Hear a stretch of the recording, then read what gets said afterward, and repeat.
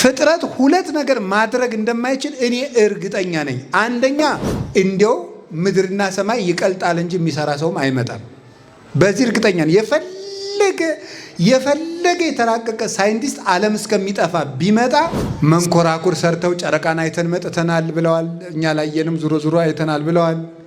የምንበላው ለነፍሳችን ነው ለስጋችን ነው? ለስጋችን ነው አይደለም? እና እንደዛ ከሆነ ጌታ ለነፍሳችሁ ለምትበሉት አትጨነቁ ለምን ይለናል? የኢትዮጵያ ኦርቶዶክስ ተዋሕዶ ቤተክርስቲያን ሰነፍ ታደርጋለች ይላሉ አንዳንድ ሰዎች። እንዴት ሲባሉ ይዟችሁ እና ደግሞ ከዛ በኋላ እየሰራችሁ ካጣችሁስ አትጨነቋ እንዴ? የግድ እኮ ሀብታም ልንሆን አልተፈጠርንም፣ ልናጣም ጭምር እኮ ተፈጥረናል።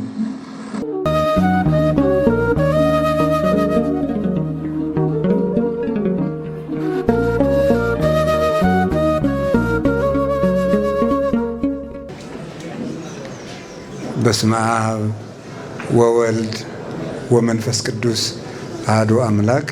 በስመ አብ ወወልድ ወመንፈስ ቅዱስ አሐዱ አምላክ። በስመ አብ ወወልድ ወመንፈስ ቅዱስ አሐዱ አምላክ። ይትባረክ እግዚአብሔር አምላከ አበዊነ ቅዱሳን ዘሰባ ምህረቶ ለአይሌነ። ምህረቱንና ቸርነቱን ይቅርታውን በዘመናችንና በሕይወታችን ላይ ያጸናልን የአባቶቻችን ፈጣሪ የእኛም ፈጣሪ መድኃኔ ዓለም ኢየሱስ ክርስቶስ ላደረገልን ብዙ ቸርነቱ ከባሕሪ አባቱ ከአብ ከባሕሪ ሕይወቱ ከመንፈስ ቅዱስ ጋር አንድ ለምትሆን መንግስቱ ክብር ምስጋና ይግባው። የእናታችን የቅድስት ድንግል ማርያም የቅዱሳን መላእክት የቅዱሳን ነቢያት የቅዱሳን ሐዋርያት የሰማዕታት የቅዱሳን ጻድቃን ረድኤታቸው በረከታቸው አይለየን። ለመጨረሻ ጊዜ አንድ መልእክት እንዳስተላልፍ ፍቀዱልኝና የቤተ ክርስቲያን አባት በጭብጫቦ መቀበል ኃጢአት ነው። ሰምታችኋል? ኃጢአት ነው፣ ስተት ነው። እንደዚህ ሳይሆን ኃጢአት ነው። እንደዚህ ያሉ እንደዚህ እያጨበጨው መቀበል እንደው ብፁዓን አባቶች ጳጳሳት ፓትርያርኩ ሲመጡ ብታደርጉት ሸጋ ነው። እኛ ልጆች ነን፣ ገና ብዙ የምንታረም ብዙ የምንማር ብዙ የምናደግ ልጆች ነን። አይደረግም እንደዚህ። ስለዚህ ይሄ ደግሞ ትህትናም አይደለም፣ ልክን መናገር ነው። ትህትና እየተናገርኩ ሳይሆን ልካችን ነው የነገርኳችሁ። ስለዚህ አታድርጉ። እንደው በእግዚአብሔር ይዣቸዋለሁ። በቃ አታርጉ። ነውር ነው፣ ነውር። ጳውሎስ ሳምሳጢ የሚባል መናፍቅ ነበረ። ህዝቡን 15 ደቂቃ የሚያጨበጭብ በጣም ደስ የሚለው ማለት ነው ህዝቡ ሲያጨበጭብለት። እና እንደዚህ ትክክል አይደለም። ቅዱስ ዮሐንስ አፈወርቅ አስተምሮ ሲጨርስ ህዝቡ እስከ 20 ደቂቃ ድረስ ያጨበጭብ ነበር ደስ ብሎት። ግን ምን ይላል? ያጨበጨባችሁ ትምህርት የመስጧችሁ ከሆነ ለእኔ ማጨብጨብ ማለት ባስተማርኳችሁ ትምህርት መጽናታችሁ ነው ብሎ ነበር የነገራቸው። ማን? ቅዱስ ዮሐንስ አፈወርቅ።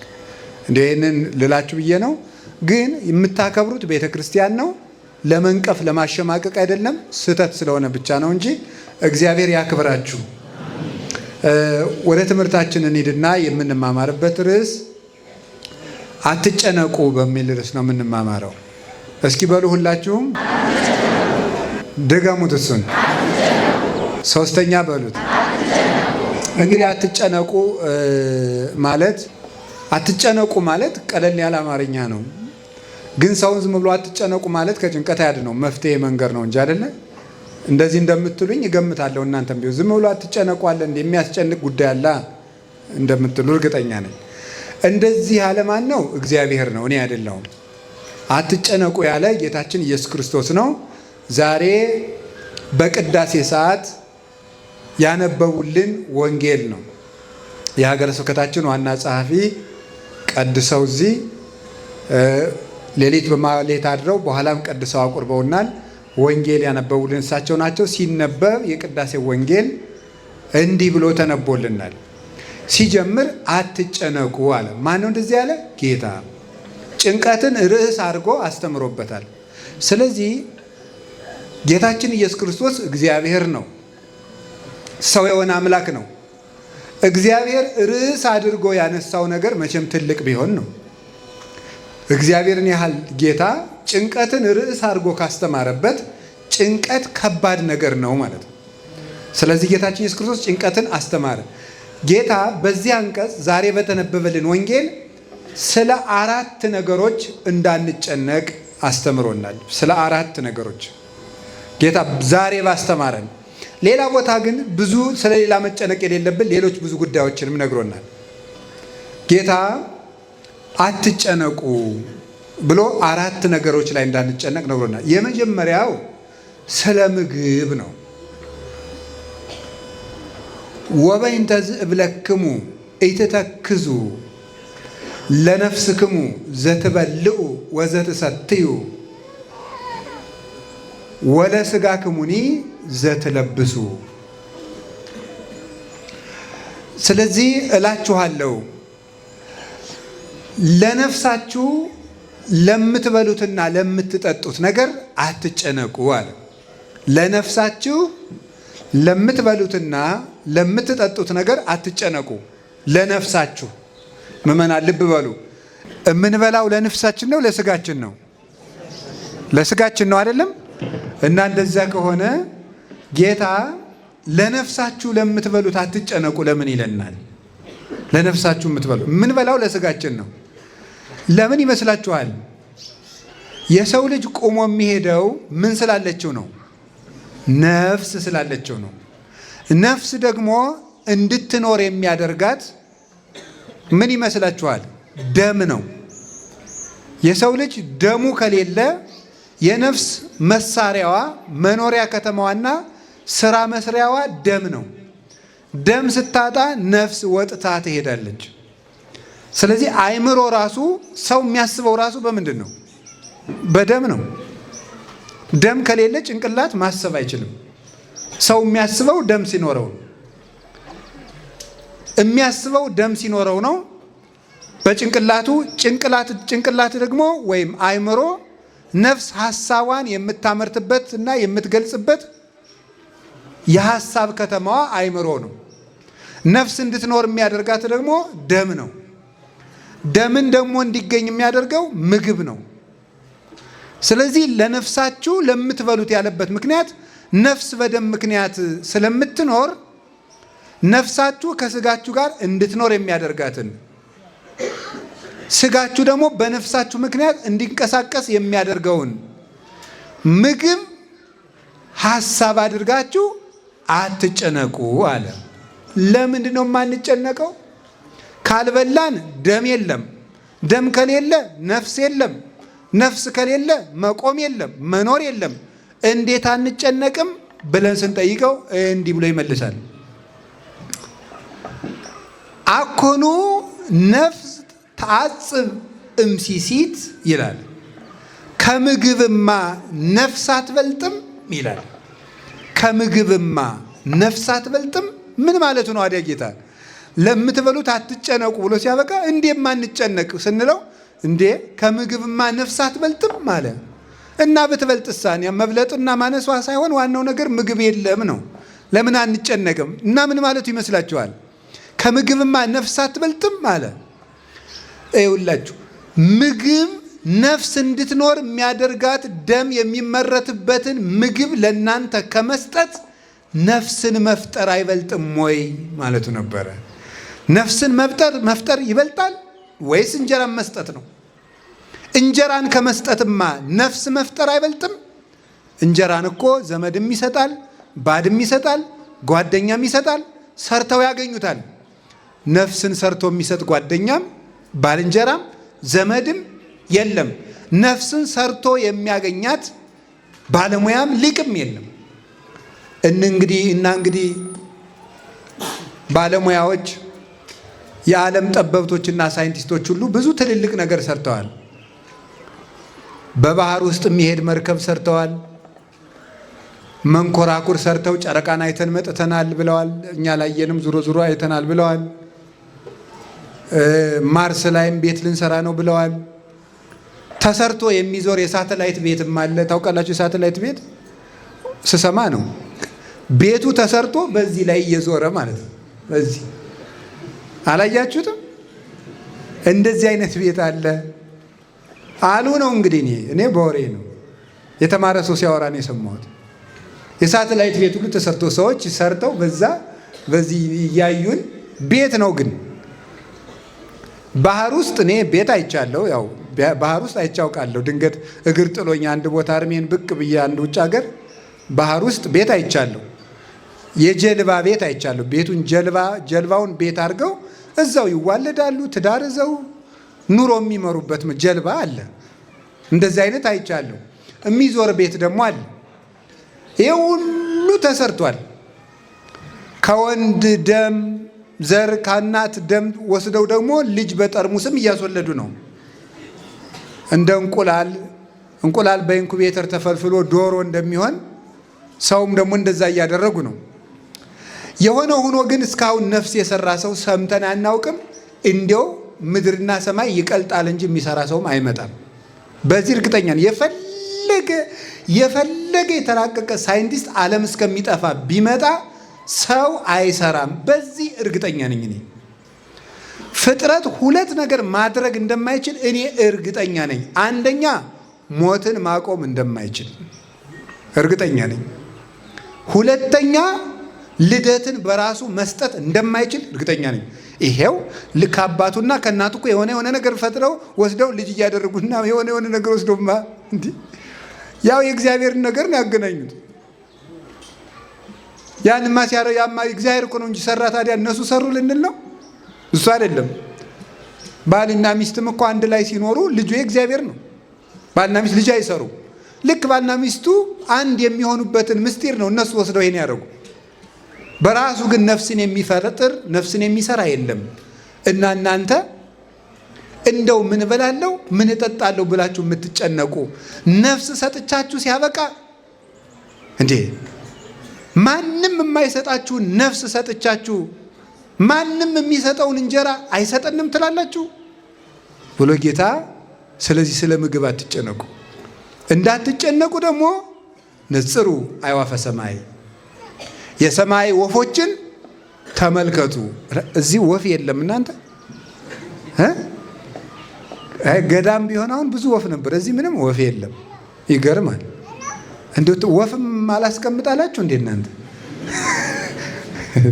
ሌላ ምን አላስቀምጣ ወፍም ያልክ ምን አላስቀምጥ ብለናል እንዳትሉኝ። አይ እኔ ምንም አታነካኩኝ ያልኩት ነገር የለም። ብቻ ብዙ ነገር አላስቀምጥ ብለናል እና ብቻ ግን ወፍ መቀመጫ መጣች አንዲት። አሁን እዚህ እንደው ጥሩ ነው አለን ብላ እኮ ነው እንደው ስማችን አታጥፉ ብላ እዚሁ ፊት ለፊት የመጣች። ይገርማል እኮ አንዲት ወፍ ናት። በጣም እንዴት ያለች መሰለቻችሁ። ስለዚህ የሰማይ ወፎችን ተመልከቱ ነው። የሰማይ ወፎችን ስንመለከት ተመልክተን ምናደ እለ ኢይዘርኡ ወያአርሩ ወያስተጋብኡ ውስተ አብያት፣ የማይዘሩ የማያጭዱ በጎተራ የማይሰበስቡ ድልብ የሌላቸው እንደዚህ ዘመድ ደግሞ አካውንት የሌላቸው የሚያጠራቅሙበት ባንክ የሌላቸው ጓሮ የሌላቸው ወይም የንግድ ማዕከል የሌላቸው እስቲ ወፎችን ተመልከቱ። እስመ አቡክሙ ሰማያዊ ይሴስዮሙ፣ የሰማይ አባታችሁ እሱ ይመግባቸዋል። ቁጭ ብሎ ግን አየ ሊቃውንት ምን ይላሉ መሰላችሁ? የኢትዮጵያ ኦርቶዶክስ ተዋሕዶ ቤተ ክርስቲያን ሰነፍ ታደርጋለች ይላሉ አንዳንድ ሰዎች። እንዴት ሲባሉ የሰማይ ወፎችን ተመልከቱ ትላለችና ስንፍናን አስተምራለች። እንደው እኮ አይደረስ ነው ሊበሏት ያማራቸውን ወፍ ጅግራ ናት ይሏታል አሉ። እንዴ እለ ኢይዘርኡ አለ እንጂ እለ ኢይሰርሩ አላለም ይላሉ ሊቃውንቱ። የማይዘሩ ወፎችን አለ እንጂ የማይበሩ ወፎችን አላለም ይላሉ። መብረር ምንድን ነው? ስራ በሉ። መብረር ምንድን ነው? አዎ እየሰራችሁ አልሳካ ካለ አትጨነቅለት። አንተ ድከም፣ ስራ። እግርህን እጅ ምንድን ነው? አንድ ፈላስፋ ብሎ የተናገረው ምንድን ነው? ዛሬ እንደሚሞት ተዘጋጅ፣ ዘላለም እንደሚኖር ስራ ነው አይደል ያለው? ስትሰራ የዘላለም ነዋሪ መስለህ ስራ፣ እማትሞት መስለህ ስራ፣ ሌት ተቀን ስራ። ንስሐ ስትገባ ደግሞ ዛሬ የምትሞት መስለህ ዛሬውኑ ተዘጋጅ ተጨርስ። ዛሬ እንደሚሞት ተዘጋጅ፣ ዘላለም እንደሚኖር ስራ። ስንሰራ ሌት ተቀን ነው። እግዚአብሔር እስቲ መቼ ነው የሚሰራ? እስኪ ነው ሰኞ፣ እሑድ፣ ለሰኞ፣ አመሯ ማክሰኞ። እግዚአብሔር መቼ ይሰራል? እስኪ ንገሩኝ። ሁልጊዜ ይሰራል። ሐሙስ ስራ ቢያቆም እኮ ሐሙስ ልም ብለን አለቅን ማለት ነው። አስባችሁታል? እግዚአብሔር የዓመት እረፍት ቢወጣ እንኳን እረፍት ወጥቶ እናቴ አብሮን እያለም ሊፈጁን ነው። እነማን? እኔ ማንንም አላልኩም። በቃ ሊፈጁን ያሰቡ ሰዎች እየፈጁን ነው በእውነት ማለት ነው። ሊፈጁን ያሰቡ ሰዎች እግዚአብሔር አብሮን ሶባ እኮ እግዚአብሔር ምስሌነ ይብል እስራኤል ሶባ እኮ እግዚአብሔር ምስሌነ። እስራኤል እንዲህ ይላል፣ እግዚአብሔር ከኛ ጋር ባይሆን ኑሮ አሐዝብ ሕያዋኒነ ሙጡነ፣ በሕይወተ ሥጋ ሳለን በዋጡን ነበረ ይላል። እግዚአብሔር ከኛ ጋር ባይሆን ኖሮ እግዚአብሔር መቼ ስራ ተፈቶ ያውቃል? ለሰከንድ የለም። አቡዬ እስከ ይዜ ገብር ዋነይ ገብር ከማሁ አለ ጌታ። አባቴ አብ እስከ ዛሬ ይሰራል፣ ቅዳሜም እሁድም ሰኞም ማክሰኞም ረቡዕም ሐሙስም ዓርብም እኔም እስከ ዛሬ ይሰራለሁ ይላል። እግዚአብሔር ሁል ጊዜ ይሰራል። እኛ አሁን በዓል ነው ብለን ባረፍንበት እግዚአብሔር እኛን በመጠበቅ እየሰራ ነው። የእኛን እስትንፋስ ይጠብቃል። እኛ ተኝተን እሱ ይጠብቃል። ኖላዊ ትጉህ ዘይነውም፣ የማያንቀላፋው እረኛችን ስንተኛ ይጠብቃል፣ ስንተኛም ይሰራል፣ ስንቆምም ይሰራል። እግዚአብሔር ሁል ጊዜ ይሰራል። የእግዚአብሔር ልጆች ደግሞ ሁል ጊዜ ይሰራሉ። በበዓልም እንስራ እንዳትሉ ደግሞ ትምህርቱን እንዳትገለብጡት። እሁድም እንግዲህ ስቆፍሩ እያልኩ እንዳይመስላችሁ። የበዓል ስራ ደግሞ ሌላ አለ፣ ለነፍስ ይሰራል። ስለዚህ ዝም ብሎ ቁጭ ብሎ የሰማይ ወፎችን ብትል ምንም የምግብ ወፍ የለም። የሰማይ ወፎችን ቁጭ ብለ እየሰሩ ነው። እየሰራችሁ ተማሩ፣ አንብቡ። ቢያንስ ካሁን ቀደም እኔ ተናግሬ ያውቃለሁ። ቢያንስ እንደው ለምን አታነቡም ዘመዶች? ተመርቃችሁ እሺ ስራ አላገኛችሁም፣ እሺ ስራ የለም። አሁን መከራ በዝቷል። ጦርነት አለ፣ ሞት አለ። ሀብታምም ድሃም መኖሪያ አጥቷል ዛሬ። አረ እንደዚያ ከሆነ ስራም ካጣችሁ ቢያንስ ለምን ግን አታነቡም? ባለፈው የደገምኩትን አንድ ታሪክ ልንገራችሁ። አንድ ሊቀ ጳጳስ አንዱን ልጄ ለምን አትማርም አሉት። ምን እየበላው ልማር አባቴ አላቸው። ስትደነቁር ምን እየበላህ የምትደነቁር አሉት። እውነቴን እኮ ነው ማለት ነው። እና እንዲህ ምን እየበላህ ደነቆርክ? እየበላህ ከደነቆርክ እየበላህ ለምን አታነብ? እስቲ እንደው ዝም ብላችሁ ቢያንስ ብታነቡ ምን ይጎዳችኋል? እንደው ምን ይጎዳችኋል? ብታነቡ እኮ ያ ንባብ ራሱ ስራ ይሆናችሁ ነበር። አታነቡም። ለነገሩ እኔ ባህር ዳር ስንት ላይብረሪ እንዳለ አላውቅም። ላይብረሪ ያለ ትልልቅ ላይብረሪ አለ። ይኖራል። እንደው የኢትዮጵያ ከተሞች ያለ አቅማቸው መጠጥ ቤት ነው የሚያበዙት። መጠጥ ቤት ያለ መጠናቸው ማለት ነው።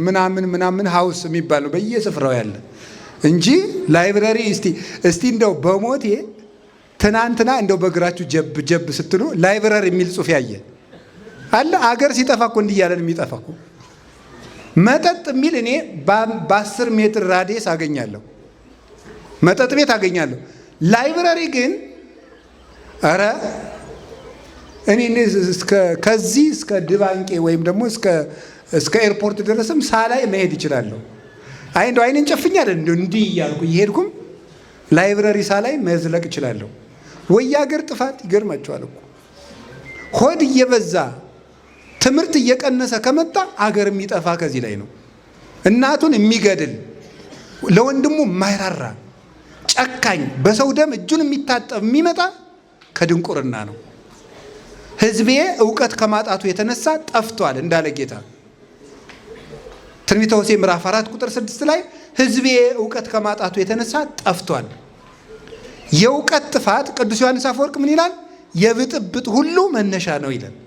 የመገዳደል፣ የሞት፣ የጨካኝነት፣ የአረመኔነት መነሻው ድንቁርና ነው። የሚያውቅ ሰው እንዴት የሰውን ክብር የሚያውቅ ሰው ሰው ገድሎ አይደሰትም። እና የእግዚአብሔር ቤተሰቦች ስራ ስሩ። የማይሰራ ሰው ክርስቲያን አይደለም። ስሩ፣ ጥራችሁ ግራችሁ። እኔ እንዲሁ በጣም ነው የሚገርመኝ። ሰምታችኋል? የሆነ የግብፅ ገዳማትን ለመሳለም የዛሬ ዓመት አካባቢ ግብፅ ሄጄ ነበር እና አንድ ሱቅ ደንገሉን እንደ መጽሐፍ አድርገው ሰርተውታል።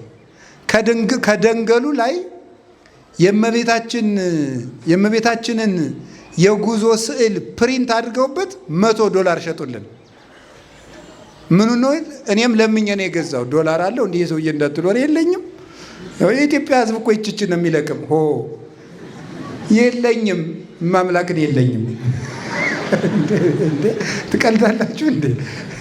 የለኝም። እና ምዕመናን ነው የገዙልኝ። ይኸው ደንገል ነው። ስንት ነው የተሸጠው? ምንድን ነው እሱ? ደንገሉን ማለት ነው። ደንገሉን የሆነ ነገር አድርገው በሆነ ነገር እኮ ነው፣ የሽንኩርት መክተፊያ የሚመስል ነገር ነው። እዚያ ውስጥ አስገባችሁና የሆነ ልሙጥ አርጋ ወረቀት አርጋ ወጣችሁ። እዚያ ላይ ደግሞ የእመቤታችን ጆርኒ ኦፍ ቨርጅን ሜሪ የሚል የድንግል ማርያም ጉዞ የሚል የስደቷን ጉዞ ፕሪንት አደረገችልን። እንግዲህ እኮ ልጅቱ እስልምና እምነት ተከታይነት እንጀራ ነው ግን ሸጠችልን። ስለዚህ ይኸውላችሁ ደንገሉን እኮ እንዲህ አድርገን ገዝተን መጣ። እኛ ሀገር አሁን ያ መሳሪያ እንዴ ግብፅ እኮ ቴክኖሎጂ ሞልቷት። ምንድን ነው ቴክኖሎጂ ያላት? እንደው መሳሪያውን ቆይ እስኪ አስጠይቂያ እነግራችኋለሁ። በዛው ተጀመራችሁት ምዕመናን እዛ ካሉ ደውዬ ጠይቃለሁ። ቢሆን የሆነ ነገር እኮ ነው የምላችሁ። የልብስ መተኮሻ የሚመስል ነገር የሆነ ነገር ነው፣ ዝም ብሎ የሆነ ነገር ነው። አይመጣልንም። ግን እኛ ምንድን ነው የምናደርገው? እሷ ደንገል ሰንጥቃ $100 ሰራች። እኛ ነገር መሰንጠቅ ነው የምናውቀው። ወግ መሰንጠቅ ቁጭ ብሎ ቁጭ ብሎ። እንዴት አይነት ሊቅ ናችሁ ደግሞ እናቶቼ! እንዲሁ ሊቅ በቃ በጣም የአራቱ ጉባኤ መምህር ናችሁ፣ የመጽሐፍ መምህር ናችሁ፣ የቅኔ መምህር ናችሁ፣ ጳጳስ ናችሁ፣ ጎበዞች ማለት ሁሉንም ትሰነጥቃላችሁ። እንደዚያ ነው የምታደርጉት ማለት ነው። ስለዚህ ጌታ ያለን ከመጨነቅ ይልቅ መስራት። እስኪ በሉ ንገሩኝ። ማመንና ምን ማለት ንገሩኝ። ማመንና መስራት በሉ እስኪ። ማመንና ምን ማለት መስራት። የማይሰራ ሰው ግን እግዚአብሔርም ሊሰጠው አይችልም። ይሄን አባቶች ይላሉና ሊሰራ የማይወድ ሰው አይብላ ዘይፈቅድ ይትቀነይ ኢይሴሰ ይላል ቅዱስ ጳውሎስ። ሊሰራ የማይወድ ሰው አይብላ ይላል። ልብ በሉ፣ የማይሰራ አይብላ አላለም። ምንድን ነው ያለ? ሊሰራ የማይወድ ነው። የማይሰራ አይብላ አላለም። ሊሰራ የማይወድ ነው ያለው። የማይሰራ አይብላ ቢል ሕፃናት ይሰራሉ? አይሰሩም? አይሰሩም። ስለዚህ ላይበሉ ነው ማለት ነው። መስራት የማይችሉ ከልጆቻቸው ጡረታ የገቡ ሽማግሌዎች አሉ።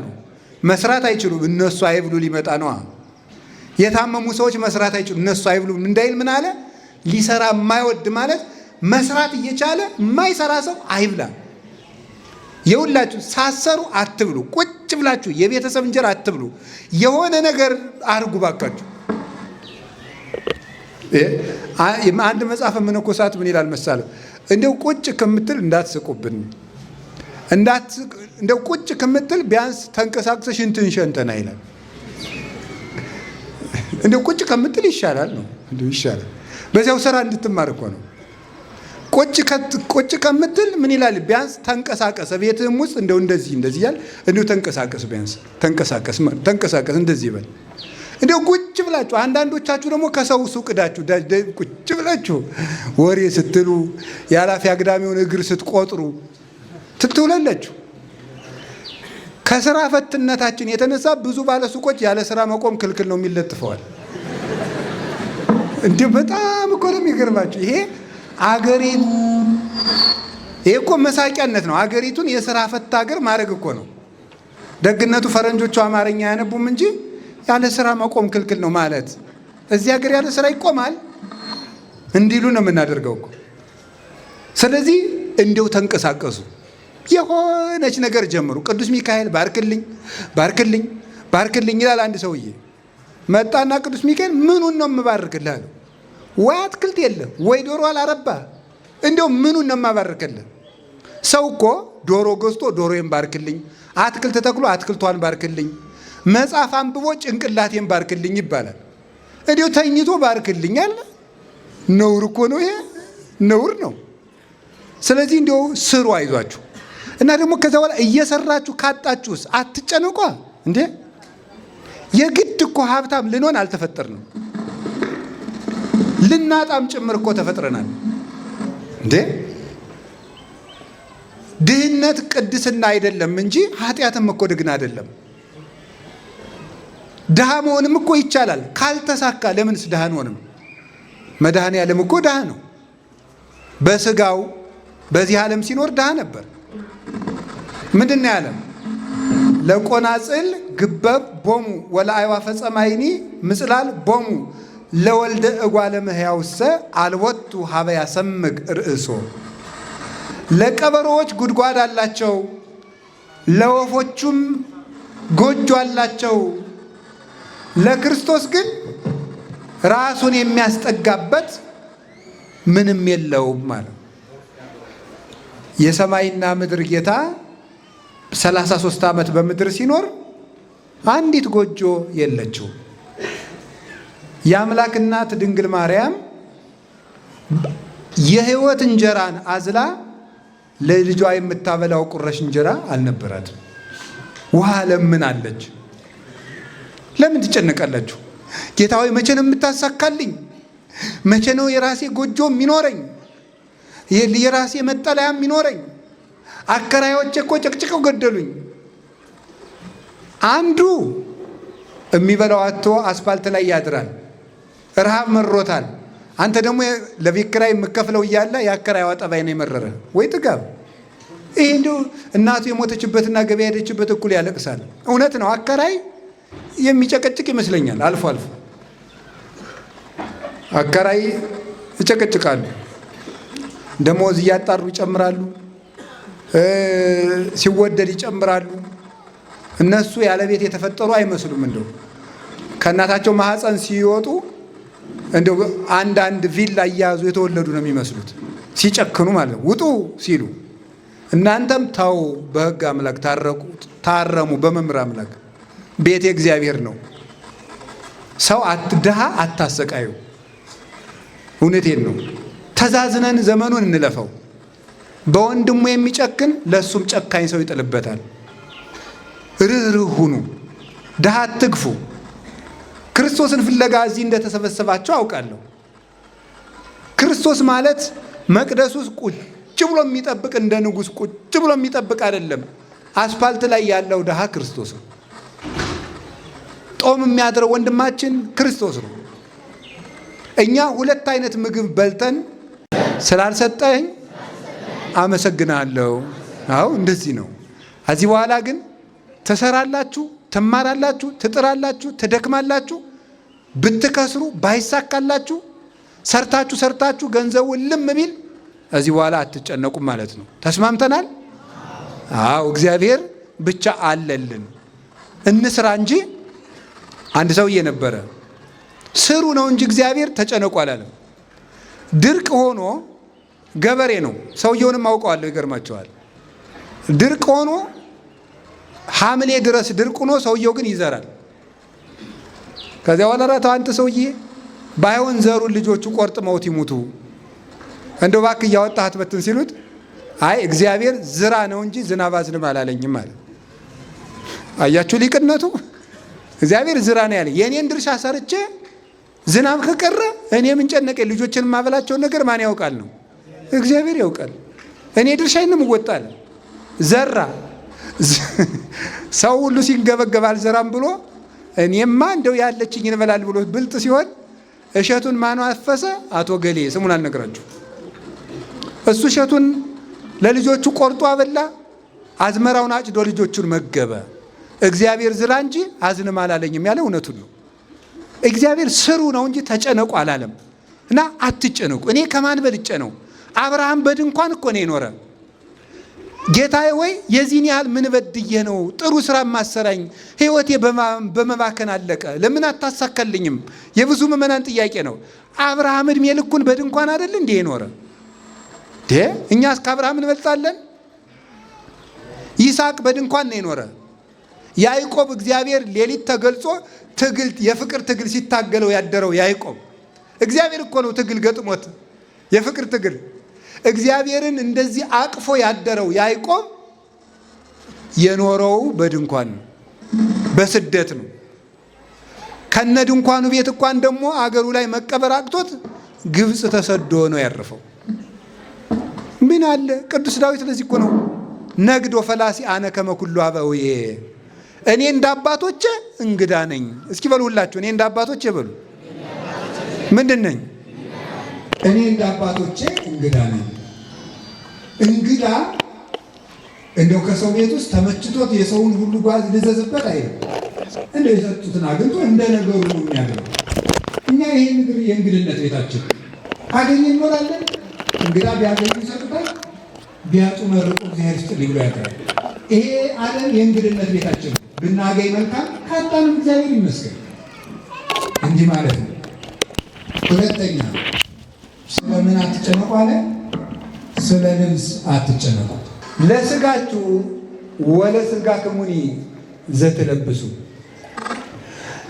ለስጋችሁ በምትለብሱት ነገር ደግሞ አትጨነቁ። ጥያቄ፣ ልብስ የምንለብሰው ለስጋችን ነው ለነፍሳችን ነው? ለስጋችን ነው። በጣም ጥሩ። ለነፍሳችን ነው። ይቅርታ አድርጉልኝ። እንዴት ነው ለነፍሳችን የሚሆን የሚባል? ሰው ልብስ ባለመልበሱ የምታፍር ነፍሱ ነው ስጋው ነው? ለምሳሌ የሞተ ሰው ቢገለጥ ያፍራል? አያፍርም። ስለዚህ የምንለብሰው ማን እንዳታፍር ነው? ነፍሳችን እንዳታፍር ነው ማለት ነው።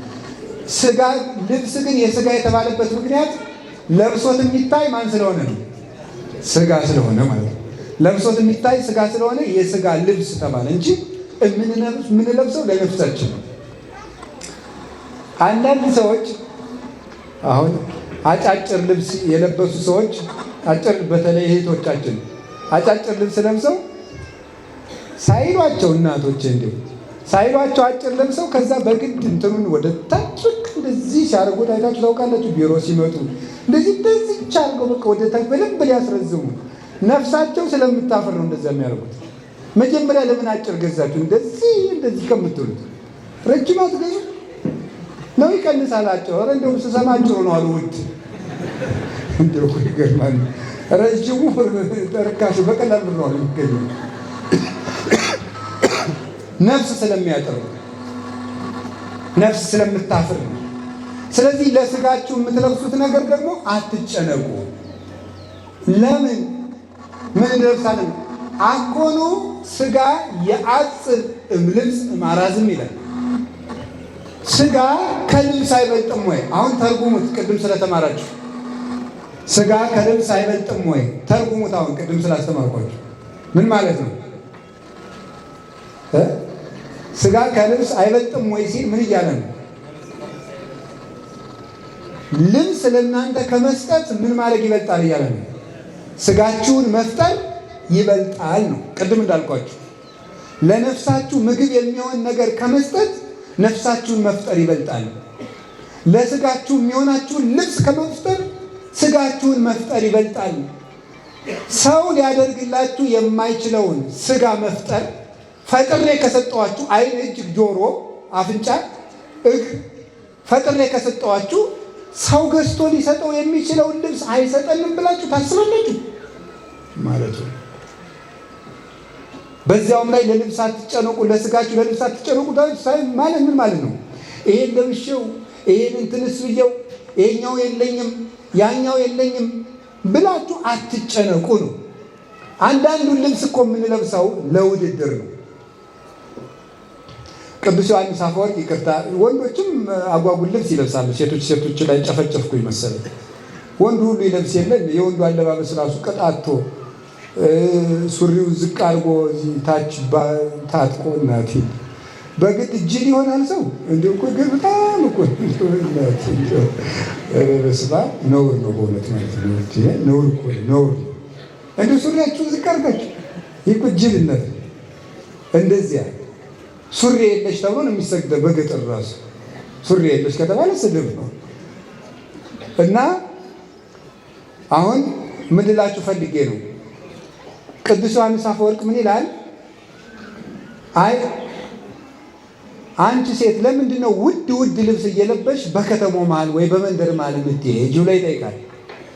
ባሌን ደስ እንዲለው ብዬ ብለሽ ትመልሽልኝ ይሆናል ይልና አይደለም ይላል። እንደዚያ ሳይሆን አንቺ የለበስሽው ልብስ በሌላቸው ድሃ ሴቶች ላይ መመካት ፈልገሽ ነው ይላል። ያ ልብስ በሌላቸው ሰዎች ፊት እሷ ኖሯት ለብሰው በእነሱ ፊት ስታልፍ በእነዚያ በላይ የበላይነት ስሜት እንዲሰማሽ ፈልገሽ ነው። እንግዲህ እነዚያ ድሃ ሴቶች በአንቺ ምክንያት እግዚአብሔርን እንደሚሰድቡት ታውቂያለሽ ወይ ይላል። ለምን ይቺ በየሰዓቱ የምትለዋውጠው ሰጠህ፣ ለእኔ ግን በወር አንድ ጊዜ የምለውጠው አሳጣኸኝ ብላ እግዚአብሔርን ትሰድበዋለች ይላል። በልክ እኮ ነው የሚኬደው። በታመመ ሰው መሀል ሲኬደው ጀብ ተብሎ አይኬድም።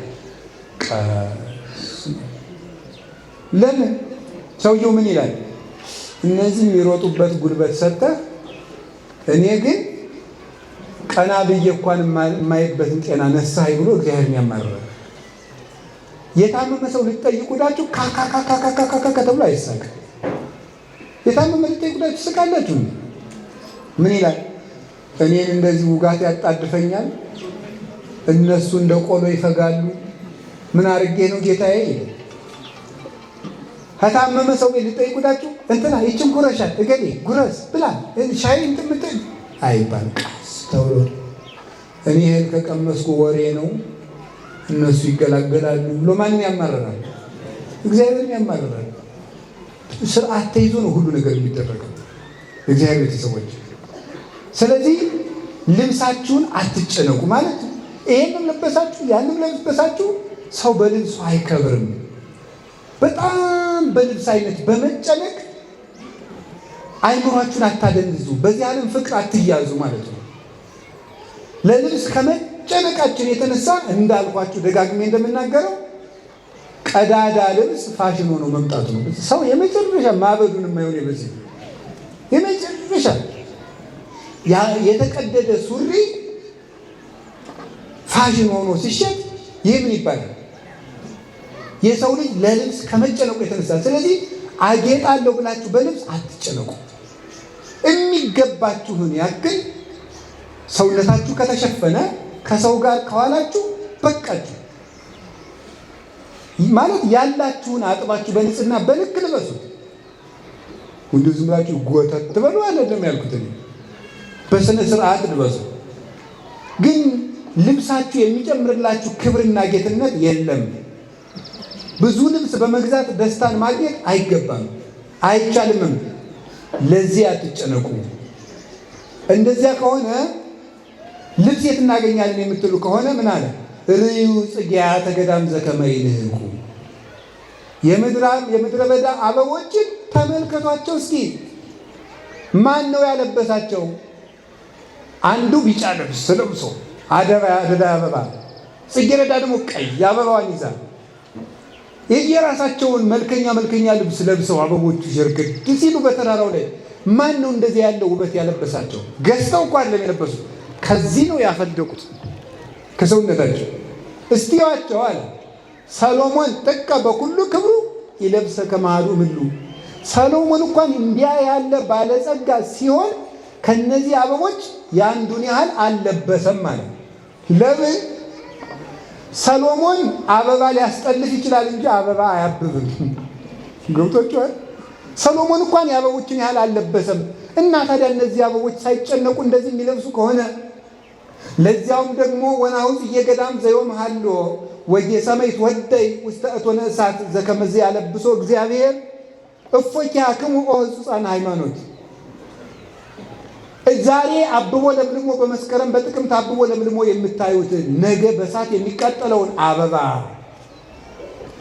እግዚአብሔር እንደዚህ አድርጎ የሚያለብሰው ከሆነ እናንተ እምነት የጎደላችሁ በአርአያውና በአምሳሉ የፈጠራችሁን እናንተንም እንዴት አያለብሳችሁ?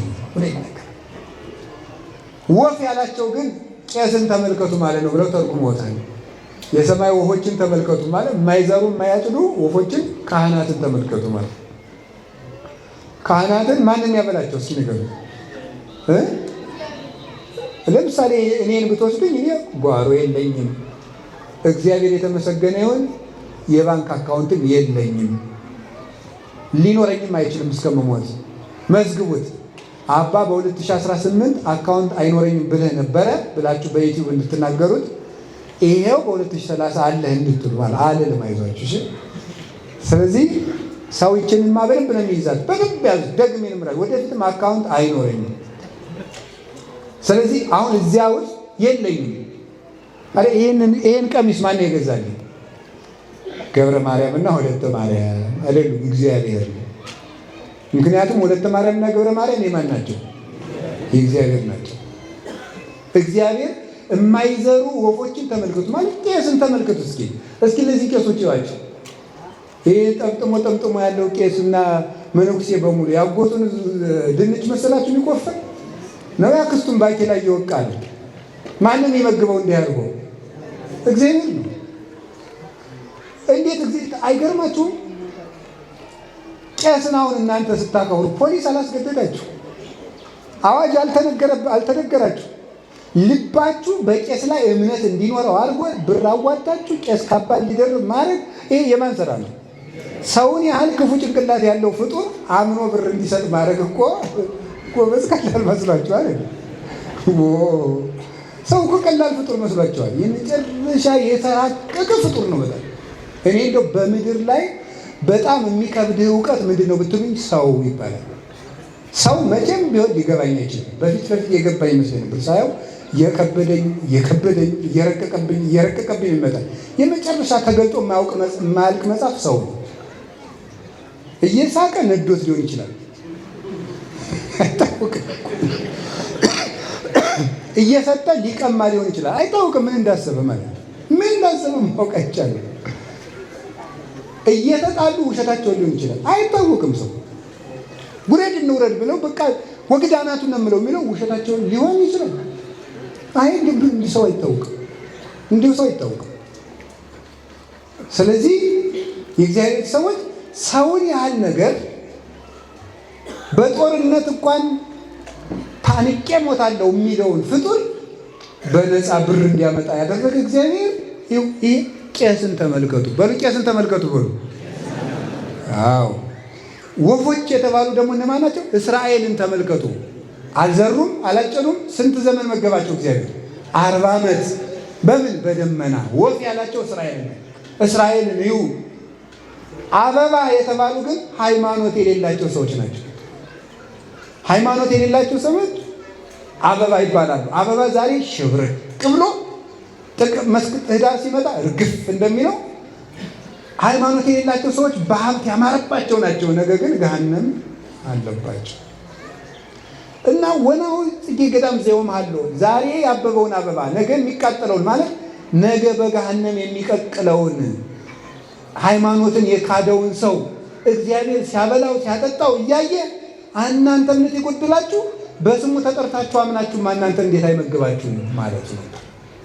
ስለዚህ ሁለተኛው ለልብስ አትጨነቁ። ከቃሉ ጋር ናችሁ? ከቃሉ ጋር ናችሁ? ሶስተኛው አሁን ራሱ የሚገርማችሁ ለልብስ መጨነቅ እንኳን እናንተ መቼስ አይቆጡኝም። እዚህ ያሉት አባቶች ደግ ናቸው፣ አይቀየሙም። ምንድን ነው እንኳን በልብስ እንኳን የሰው ልብስ የቤተ ክርስቲያኑ የመጋረጃ አይነት ራሱ አሁን መከራ ብልቶናል። ይሄን ነው ይቅር በሉኛል። የቤተ ክርስቲያን የመጋረጃ አይነት ለአንዱ ነጭ፣ ለአንዱ ቢጫ፣ ለአንዱ ወርቅ፣ አንዱ ደብር ያይና የ500 ሺህ ብር መጋረጃ ሲመጣ ሌላኛው ደብር ደግሞ የ5 ሚሊዮን ያመጣል። ለልብስ አትጨነቁ። አንድ አይነት መጋረጃ ቢኖር እንደው እግዚአብሔር ጸልዩ እንደው ቢኖር ከአዲስ አበባ ቅድስት ማርያም ቦሌ መድኃኔዓለም እስከ መጨረሻቱ የገጠር ጎጆ ቤተክርስቲያን አንድ አይነት መጋረጃ እንደው መድኃኒዓለም ቢያመጣል ወይ ቀይ ወይ ጥቁር እርፍ እንል ነበር። በቃ ልክ አሁን እንዲህ የግብፅ ቤተክርስቲያን መጋረጃዎች ለአብይ ጾም ለሕማማት ጥቁር፣ የትንሣኤ ዘመን ነጭ፣ ከዚያ የተረፈውን ቀይ። የትኛውም ቤተክርስቲያን ብትሄዱ 3 መጋረጃ አለ። በቃ ሌላ የለም። የትኛውም ትልቅም ገጠርም ገዳምም ከተማም ማለት ነው። እኛም እንደዚያ ቢኖረን እንዴት ጥሩ። ስለዚህ ይህንን አትጨነቁ። እግዚአብሔር የሚፈልገው ሌላውን ነገር ነው። አዎ ለወንጌል ክብር፣ ለቅዳሴ ክብር የወርቅ ወንጌል፣ የወርቅ ገበታ፣ የወርቅ አትሮንስ፣ የወርቅ መስቀል፣ የወርቅ ጉልላት ቢኖር ጉዳት የለው። ዋናውን ነገር ትተን ከሆነ ግን ጉዳት አለው። ያም እንዳይሆን ለልብስ አትጨነቁ ያለን ይህንን። ሶስተኛስ ጌታ አትጨነቁ ያለን ለምን ይመስላችኋል? ሌላ የማታስተካክሉት ነገር ላይ አትጨነቁ። እስኪ በሉ ድገሙ። ምን የማትሉት ነገር ላይ? ለምሳሌ መኑ እሙስቴትክሙ በተክዞ ዘይግል ወስኮ አሐደ መተበዲው በቆሙ። ከእናንተ መካከል ተጨንቆ በቁመቱ ላይ 1 ክንድ መጨመር የሚችል ሰው አለ ወይ አለ ጌታ። ነው እንደዚህ ያለው። አይደው ትንሽ 1 ክንድ አሁን የእንትናን ማን የሚባለው የዳርዊንን የዝግመተ ለውጥ ቲዎሪ አንዳንዶቻችሁ ታውቁታላችሁ። ሰው መጀመሪያ አንድ ዝንጀሮ ነበረ። ከዛ ኑሮውን ለማሻሻል ሲጥር ምን እያለ መጣ? እንደዚህ እያለ በሁለት እግሩ ቁጭ አለ ቆመ አለ። ምን ነው ዛሬ ረጃጅም ሰዎችን አጫጭር ሰዎችን እንዲህ እያሉ እንደ ቀጭኔ ጥቂት መዘዝ ቢሉ የማይሆን ነገር ነው የሚያወራው ይዘውዬ። ዛሬ ያሉ ዝንጀሮቹ ስለምን አይሻሻልም? ለነገሩ ውድቅ ተደርጓል በራሳቸው በዘመናዊ ሳይንቲስቶች። አሁን ውድቅ ሆኗል የሱ አስተምህሮ። ሰው በቁመቴ ላይ 1 ክንድ አሁን አንዲት ሴት ወንድ ልሆን አይሆንም። አንድ ወንድ እኔ ሴት ነው መሆን ፈልግ ይሄ አይሆንም። ሴት መሆን ነበረብኝ ብላ አትጨነቅ። ወንድ መሆን ነበረብኝ ብላ አትጨነቅ። አጭር መሆን ፈልግ ነበር ብላ አትጨነቅ። ረጅም መሆን ነበረብኝ ብላ አትጨነቅ። ከንፈሬ ክርክም ያለ ወይም ደግሞ ሰፋ ያለ ወይም ወፈር ያለ ምን ያስጨንቅ? የተሰጠህን ነገር ይዘህ ኑር። የማታስተካክለው ነገር ላይ አትጨነቅ። ሌላ ደግሞ ለምሳሌ አንድ ሰው እየሰማችሁ ነው። አንድ ሰው ለምሳሌ ድንግልና የለውም። ድንግልናውን የሆነ ጊዜ አጣ። ያ ሰውዬ ድንግልናውን እንደገና ማስተካከል ይችላል አይችልም? ንገሩኝ እንጂ እነሱ ጉዳይ ላይ አትጨነቅ። ቀሪ ህይወትህን ምራ።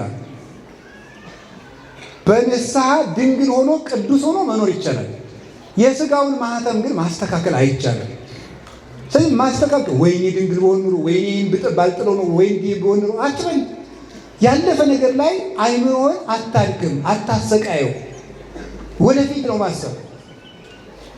እንደገና ሄደን እንደ ኮምፒውተር አንዱ ብለን የማናስተካክለውን ነገር ሄደን እንደገና የማናስተካክለው ነገር ላይ አትጨነቁ። የታሪክ ሪሳይክል ቢን የለም ወይም ትራሽ የለም አውጥተን እንደገና የምናመጣበት የለም። እንደ ኮምፒውተር ፕሮግራም ያለፈ ነገር በቃ አልፏል፣ አይመጣም። እንደውም አንድ ጽሑፍ ሳነብ ያገኘሁት እንገራችሁ። ሰዎች 48% ስለ ነገ በመጨነቅ 48% ነው የሚያሳልፉት። ደግሞ ከዚህ ትንሽ አነስ ያለውን ፐርሰንት ስለ ትናንት በመጨነቁ ለዛሬ የሚያስቡት 10% ስለ ትናንት ይጨነቃሉ። እንዲህ ባለግ ኑሮ እንትና የሚባል ጓደኛ ባይኖረኝ ኑሮ፣ ይሄንን የትምህርት መስክ ባልመርጠው ኑሮ፣ እንትና የሚባል ሀገር ባልሄዱ ኖሮ፣ እንደዚህ ብዬ ባልናገር ኖሮ፣ እዚህ እንደዚህ ባልከፍት ኖሮ፣ በቃ ኖሮ ሆኗል። ያን ማስተካከል አይቻልም። ባህር ዳር ባልመጣ ኖሮ፣ አዲስ አበባ ባልመጣ ኖሮ፣ ጅማ ባልመጣ ኖሮ፣ መቀሌ ባልመጣ ኖሮ፣ አሜሪካ ባልመጣ ኖሮ፣ እንዲህ ያለ ነገር ባላደርግ ኖሮ ሆኗል እሱ በቃ። ስለሆነ ያንን የሆነ ታሪክ እየመዘዝክ አትጨነቁ። ማስተካከል የማትችሉትን ትናንት ላይ አትጨነቁ። ከቃሉ ጋር ናችሁ? ከቃሉ ጋር ናችሁ? እግዚአብሔር ከሁላችን ጋር ይሁን። ማስተካከል የምንችለው ማን ነው? ዛሬን። እስኪ ዛሬን በሉ። ዛሬን ማስተካከል ይቻላል። ስለዚህ ስለ ትናንት አትጨነቁ። ሌላስ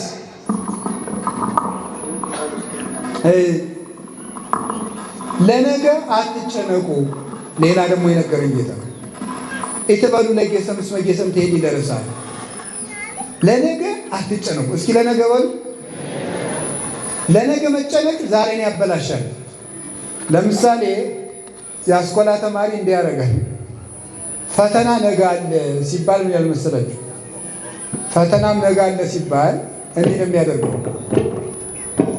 ጉዳዩን ማጥናት ትቶ ስለ ጉዳዩ ነው መጨነቅ የሚችለው። ፈተናው ማነው? ነገ።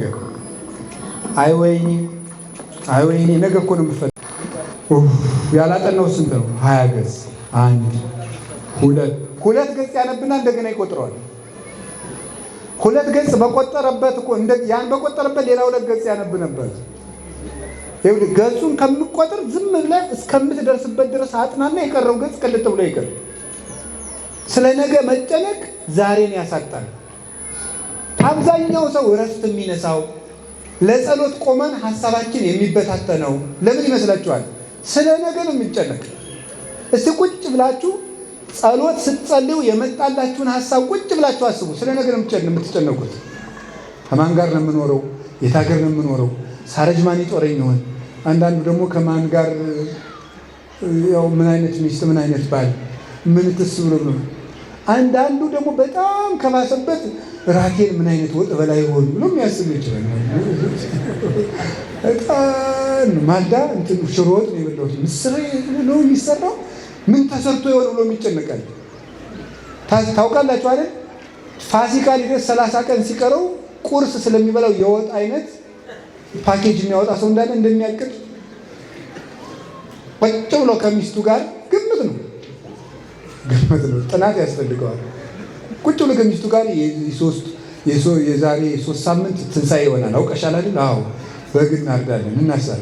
ከዛ በኋላ ቀደም ብለሽ አንቺ እንትኑን ትሰሪዋለሽ እኔ እንትን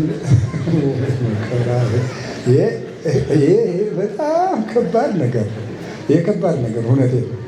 ይሄ ከባድ በሽታ ነው ራሱን የቻለ ማለት። ይሄ ከባድ ነገር አይደለም። አትጨነቁ። ይሄ አንዳንድ ሰው እንደው እራት ብላ ሲባል በተለይ እንደ ሀብት ነካ ያደረገው ሰው እራት ደርሷል ብላ ሲባል ምን ሰርታችሁ ይሆን ደግሞ